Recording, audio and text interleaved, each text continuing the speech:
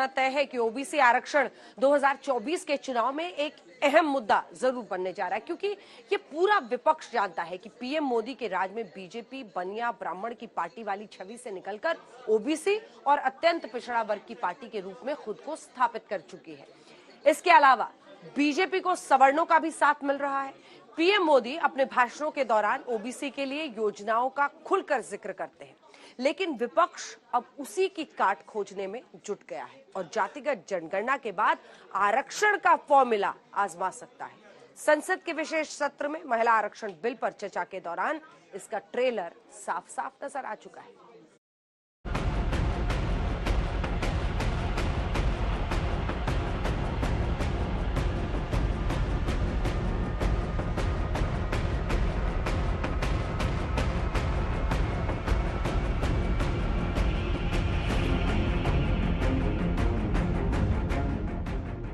दो 2024 के लोकसभा चुनाव में अब 150 दिन बाकी रह गए हैं और बिहार से जातिगत राजनीति का फॉर्मूला बाहर आया है।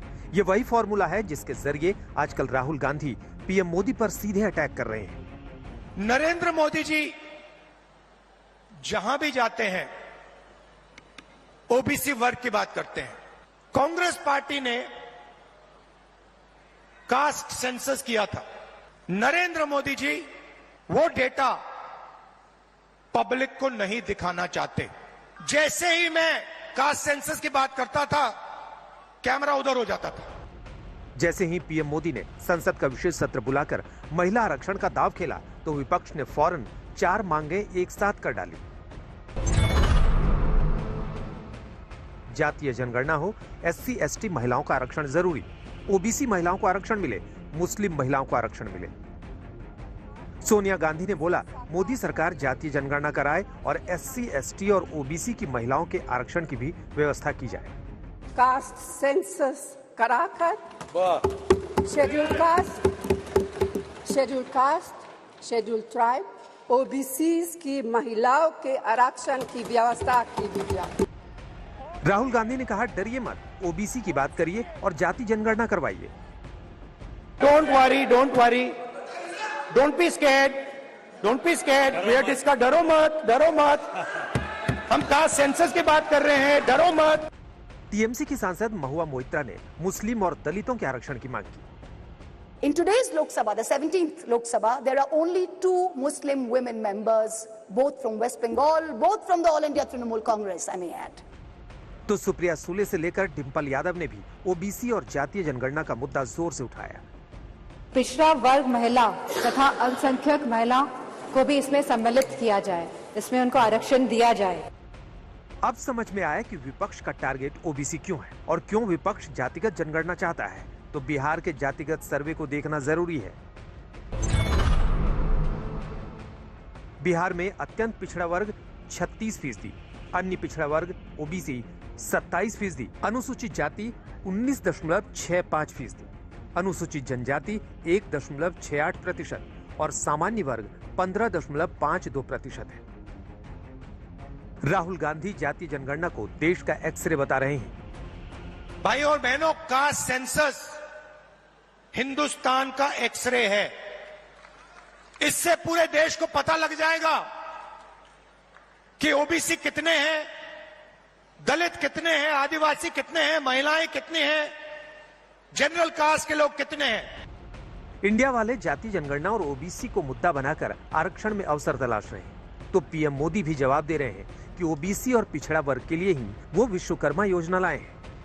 कुम्हार भाई बहन, लोहार भाई बहन, सुनार भाई बहन, सुतार भाई बहन, जूते बनाने वाले, राजमिस्त्री, दर्जी, ऐसे दर्जनों साथियों के लिए राष्ट्रीय विश्वकर्मा योजना बनी। बीजेपी पिछड़ा वर्ग और अति पिछड़े वर्ग की राजनीति करती रही है। अब विपक्ष जातीय जनगणना का फॉर्मूला इसलिए लेकर आया है ताकि वो जाति के आधार पर आरक्षण की मांग कर सके और 2024 में पीएम मोदी को हराने का रास्ता तैयार कर सके। आज तक ब्यूरो।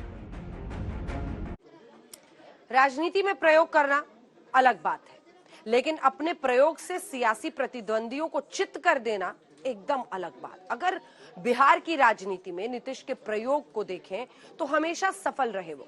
जब सत्ता में आए तो लालू यादव जैसे जमीनी नेता थे, उनके पैरों तले की जमीन को खिसका दिया। वोटर्स का ऐसा बैंक उन्होंने ईबीसी के साथ तैयार किया कि लालू यादव की दोबारा वापसी नहीं हो पाई। एक बार फिर नीतीश ने एक बड़ा सियासी प्रयोग किया है। इस बार सामने है नरेंद्र मोदी।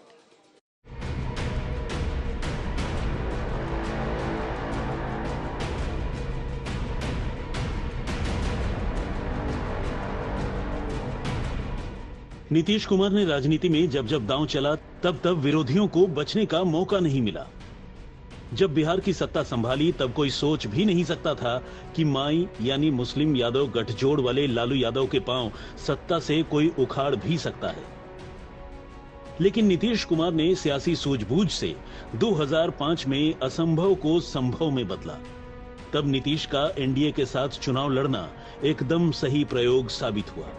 कुर्सी संभाली तो बिहार के माथे पर चस्पा जंगल राज वाली पहचान को अपने सुशासन से बदलने का दूसरा प्रयोग किया। लॉ एंड ऑर्डर को ठीक कर सुशासन बाबू की पहचान बनाई। इसी दौरान नीतीश ने एक अनोखा प्रयोग बिहार में किया जो पहले भारतीय राजनीति में नहीं दिखा।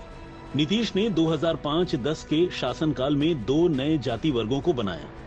इसमें एक था महादलित और दूसरा था अति पिछड़ा। अति पिछड़ा वर्ग ही जेडीयू का वोट बैंक बन गया। ठीक ऐसे ही नीतीश ने मुसलमानों में गरीब तबके के मुस्लिमों यानी पसमानदा समाज को अपने साथ जोड़ा। ऐसा करके नीतीश ने लालू के मुस्लिम वोट बैंक में सेंध लगाई थी। अब लोकसभा चुनाव से पहले जातिगत जनगणना के सर्वे जारी करना नीतीश कुमार का एक और प्रयोग है। क्या ये प्रयोग 2024 का गेम चेंजर साबित हो सकता है? इस पर सीएसडीएस लोकनीति के सह निदेशक संजय कुमार क्या कहते हैं वो सुनिए।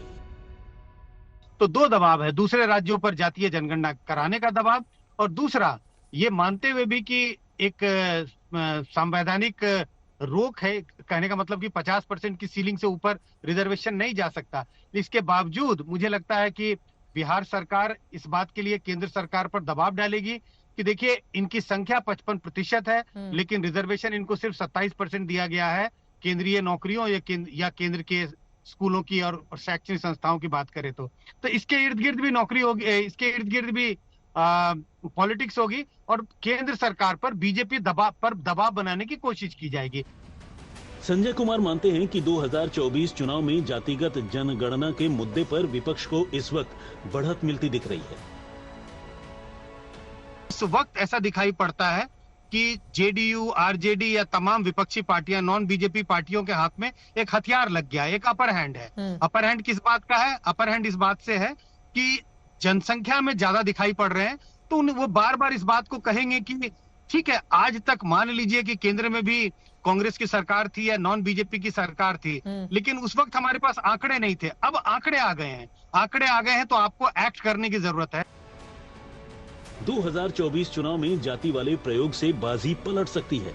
चुनाव विश्लेषक प्रदीप गुप्ता इसे अलग एंगल से देखते हैं। सभी के जातिगत आंकड़े मौजूद थे और हैं, बट सवाल आता है कि इसको ऑफिशियल क्यों नहीं किया जाता और इससे क्या लाभ या हानि होने वाली है किसी भी राजनीतिक पार्टी को। तो पहली बात तो ये सबके पास सब आंकड़े पहले से मौजूद है, सिर्फ सरकारी तौर पे उसको कभी घोषित नहीं किया गया। एक बात। दूसरी बात, आरक्षण का जहां तक सवाल है तो करीब करीब इतिहास ये बताता है जब भी किसी ने आरक्षण की बात करी है जिसने भी उस आरक्षण की बात करी है उस पार्टी को आने वाले चुनाव में खामियाजा भुगतना पड़ा।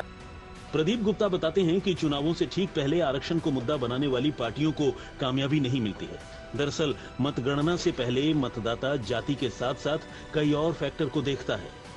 जैसे आरजेडी की बात कर लें तो हम जानते हैं मुसलमान और यादवों का बिहार के अंदर खासकर बहुत बड़ी संख्या, जैसे अभी आपने बताया 17 और 14 मिलके 31% का बड़ा लॉयन शेयर हमेशा आरजेडी को मिलता रहा है। तो उसमें जो है जब नीतीश कुमार भी पहुंच जाते हैं तो उनका अपना खुद का एक वोट होता है। जैसे कुर्मी और कुशवा समाज बोले जो कि नीतीश कुमार जी को ज्यादा संख्या में वोट करते हैं क्योंकि उस जाति को वो बिलोंग करते हैं। मैं ये कह रहा हूँ कि जाति एक बात है, लेकिन जनता के जीवन में जब तक परिवर्तन ना आए, जब ठीक तक है। डिलीवरी ना मिले, हाँ। तब तक आपको अपना बनाती